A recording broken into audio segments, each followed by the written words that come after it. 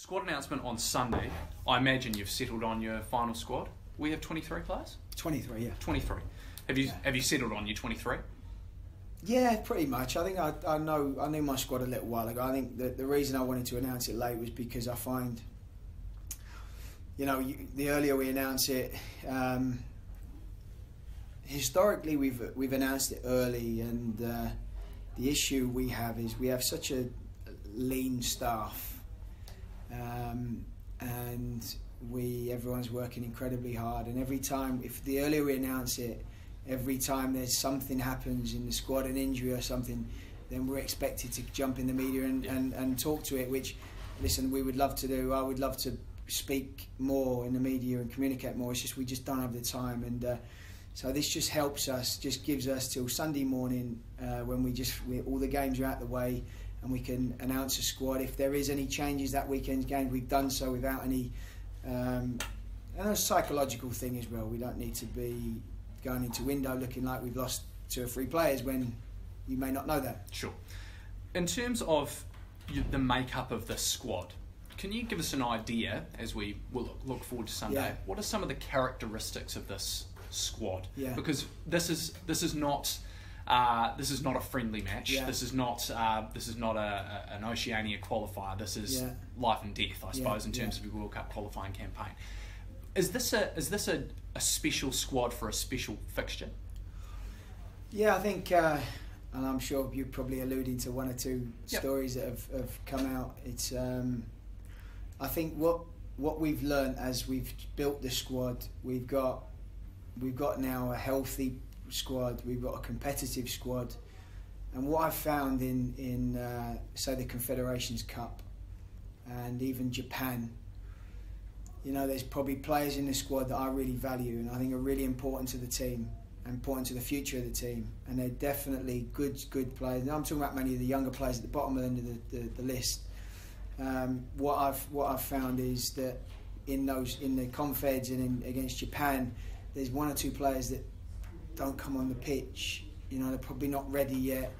It's great experience for them, but when I'm looking at the bench and I want to make changes, there's other options that players can play in different positions, etc., with a little bit more experience. So, and then with that, you have the other side of it where you've got the players in that position who are not the most experienced, and younger players, and probably are not in a position to offer a great deal off the pitch.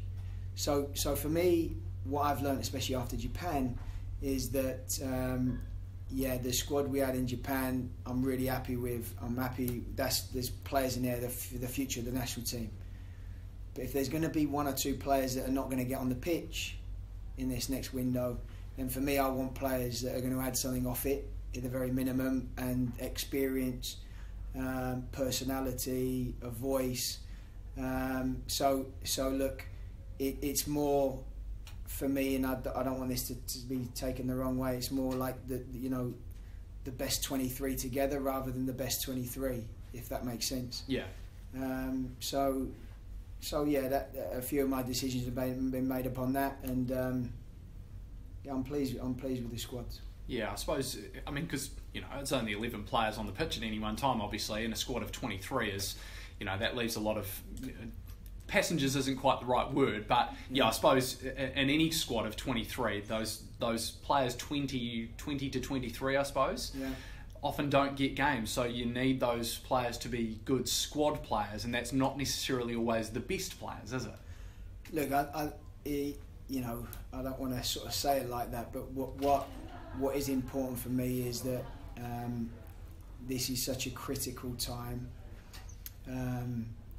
This has been sort of an evolution of the squad, and what I've learnt along the way is that moments like this, moments like playing against Russia, first game of the Confederations Cup, playing against Japan, there's certain situations where we need a little bit more off the pitch in terms of a voice, in terms of experience.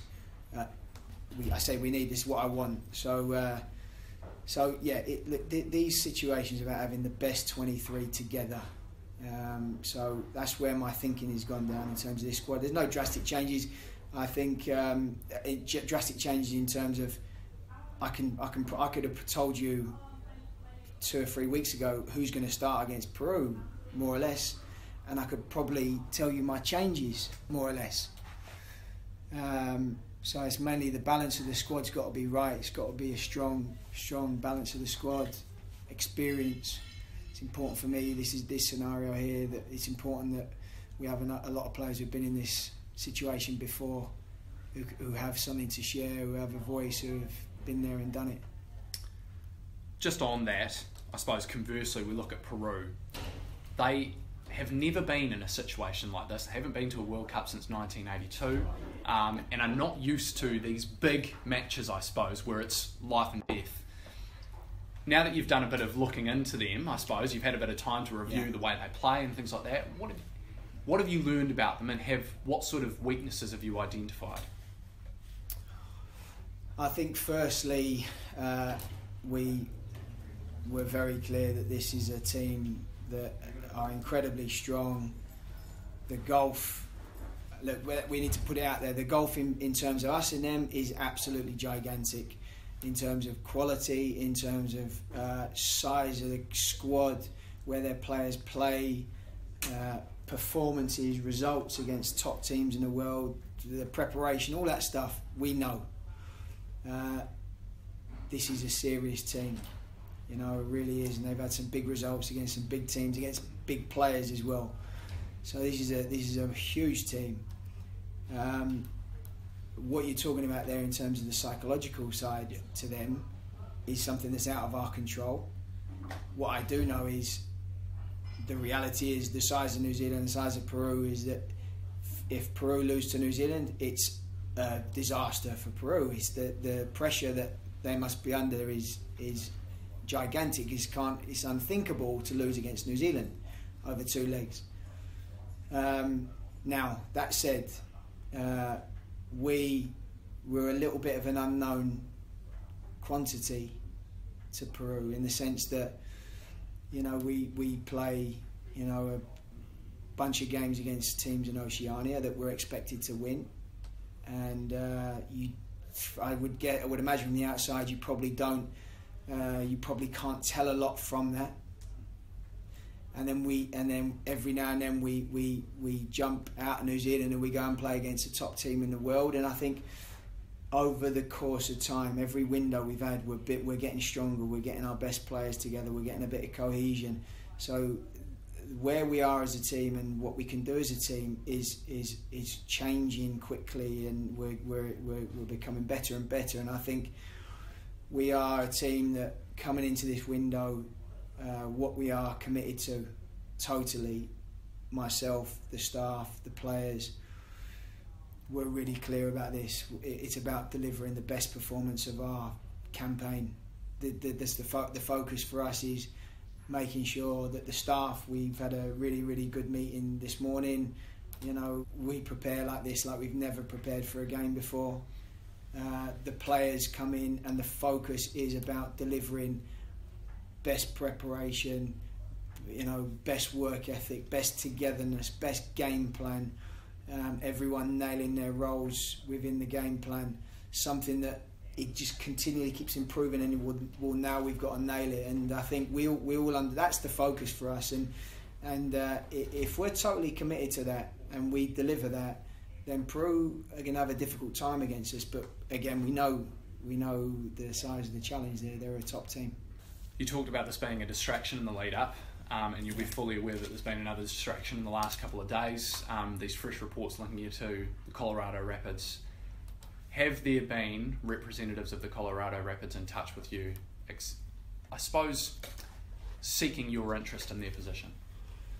Yeah, look, I said, and I'll repeat what I said the last time, is, you know, I've had, in the last couple of months, I've had a few teams speak to representatives of mine, agents. Are the Colorado Rapids one of them? I'm not going to talk about which clubs, but what I have done is I've spoke to my CEO about all of those, and what I've told him is I don't want to deal with anything until after these 2 games. So and it really is my focus, and we've spent 3 years to get to this point, and my focus is totally on these games. The focus is on the players. His focus is on preparing for this window.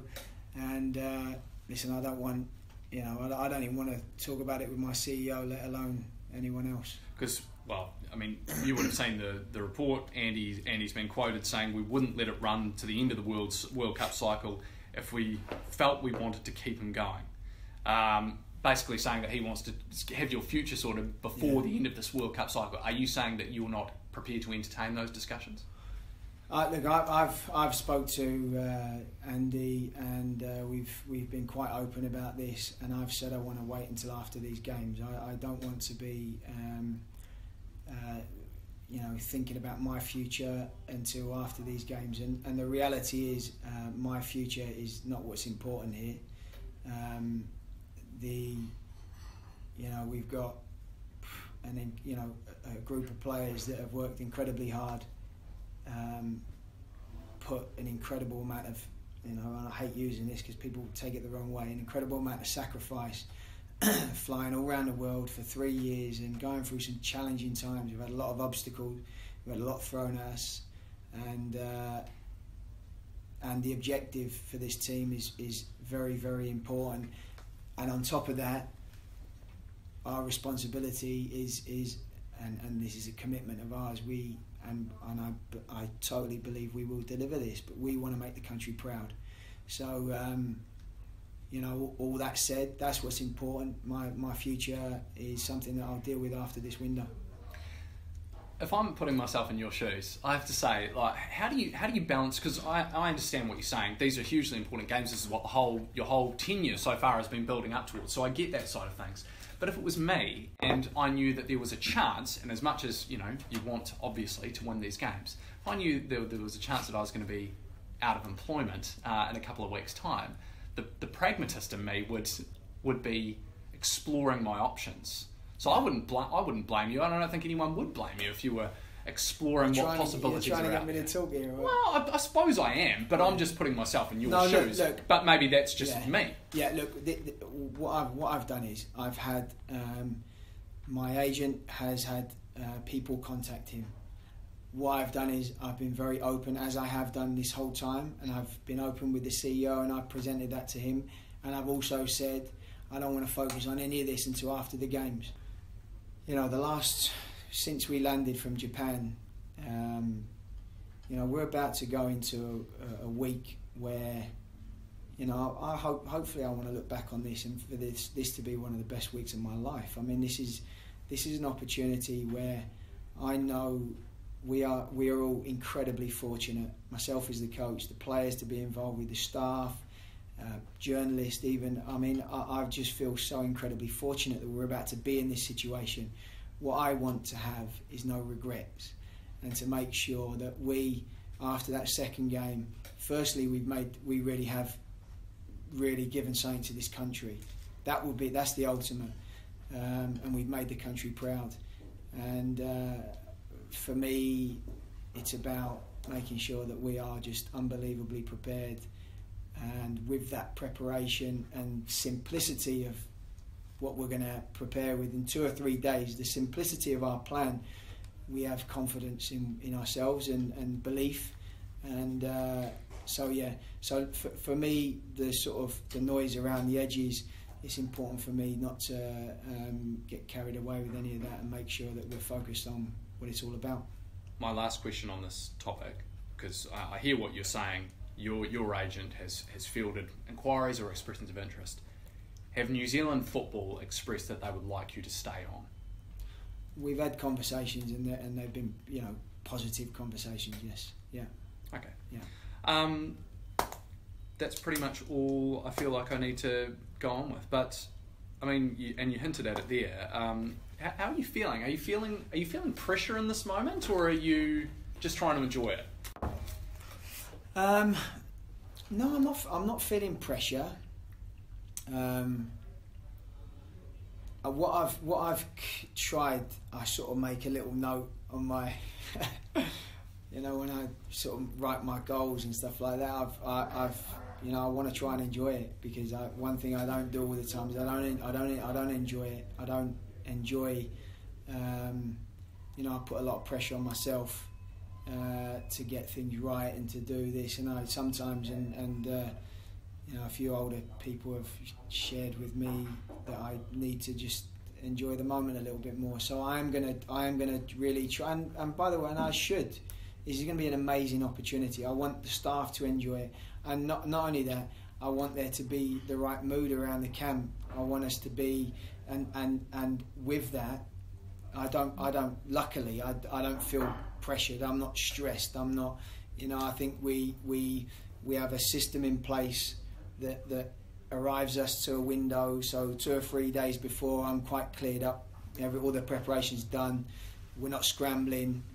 Preparation's good. Video's gone out to do all these different things, and so I think that process allows me to just be relaxed. I want to be relaxed and focused, and like I said, I don't know however many months ago it was, 6-7 months. Listen, I'm going into this week really single-minded, aggressive in terms of what we want out of these games. I don't want anyone in this squad, anyone to doubt what we can do. I don't want any one person on the staff or players to have any question marks about us being able to do this. No underdog. We don't want any of that, and we don't. Now it's just about just nailing the jobs for 95 minutes. So that's what's important to me, and then I just add on that. I think everyone in the world knows that Peru should win this, and if they don't, it's a disaster. It's a national disaster for Peru. We understand that, but we're not going into this thinking we're underdogs. We believe in ourselves, and we've got a good game plan. We've got good players with a huge heart, and in front of a packed stadium in Wellington with the fans behind us, I believe in this group of players to deliver a performance that the fans will be proud of. And I think if we can do that, the outcome I think will be favourable. But we know the situation, and we're looking forward to it.